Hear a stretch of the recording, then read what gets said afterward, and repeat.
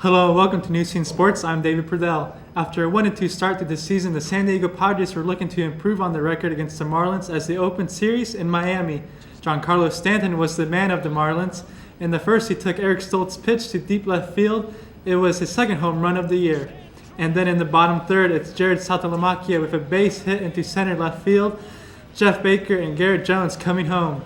Marlins now in front with a 5-0 lead, and they will go on to get the win and take the first of the series. And moving on to the NBA, the Lakers, who are having a terrible season by their standards, were looking to improve on their record against the Mavericks at Staples Center.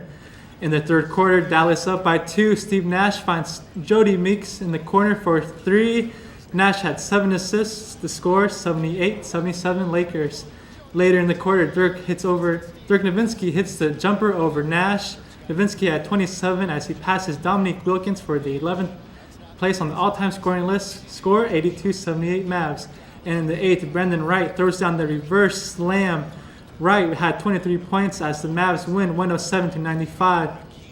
And moving on to Houston, Kevin Durant with only 9 points in the first half as he tries to tie Michael Jordan with 40 straight games with at least 25 points in the season. Houston playing tough defense on Durant. Former teammate James Harden knocks it away from Durant. Here he is. He takes it away, and he goes down with authority. Slam dunk, 63-62 Thunder. Houston up with a 4 with a minute to play in the fourth. And Durant hits the 3 to get 25 points and bring OKC within 1. Score 105-104 Rockets later on the fourth. Houston up by 5, 20 seconds to play. And Durant hits another 3 for 28 points, bringing the Thunder within 2. Score 109-107. And with 10 seconds left and down, Durant for a 3 and no good. Harden rebounds and the Rockets win 111-107. How was it like beating Mia Hamm's record? Well, it was exciting to do it in the way that I did it, and I'm lucky to have been put in the position of even having the opportunity of scoring the record. You know, Mia was such an incredible role model for me personally, and of course mentored so many people and inspired millions. So to be able to say that I've broken a record that she set, you know, that's obviously a feel good for me, but I care way more about breaking championship records. So I want to win championships. That's all.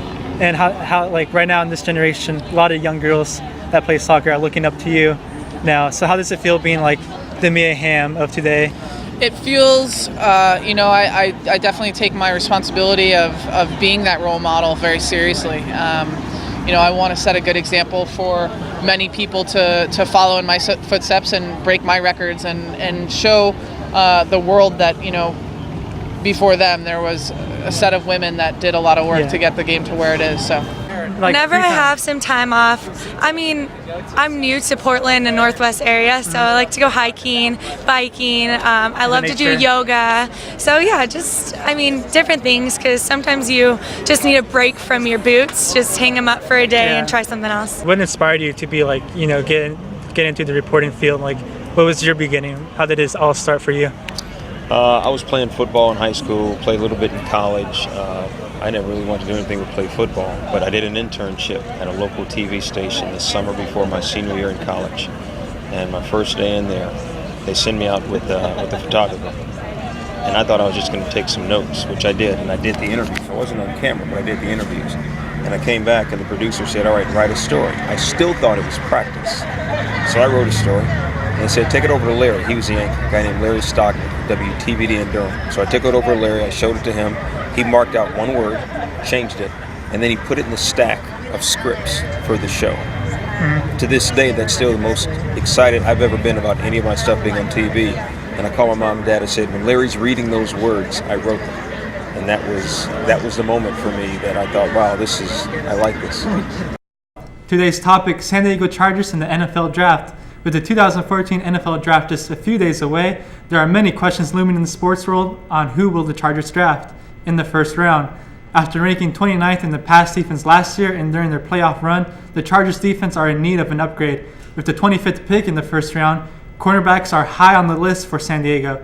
Who can you expect to see get drafted by the Chargers? Well, there are a lot of great cornerbacks in the draft, but the one that catches my eye that will fit well in San Diego is Kyle Fuller out of Virginia Tech. The 6-foot corner did have his season shortened last year after suffering a hernia and needing surgery in November. But even after playing 9 games, Fuller did record 24 tackles, 10 pass breakups, 2 interceptions, 1 forced fumble, and had his first career blocked punt in the 2013 season. Showing great playmaking ability and having great awareness and anticipation, along with great route recognition and great hands, Fuller would be a great fit for the Chargers that are lacking on a solid cornerback, which was their main weakness last year when the defense stepped onto the field. Fuller is a tough corner and was an impact player for Virginia Tech on defense. Expect the Chargers to take a cornerback in the first round. Finally, in golf, Bubba Watson is the leader after the second day of action at Augusta. Watson shot at 4 under par 68 and is at 7 under for the tournament. San Diegan Phil Mickelson did not make the cut. Watson's closest pursuer is Australian's John Sender at 3 strokes behind. That is sports. Have a great evening. I'm David Pradel.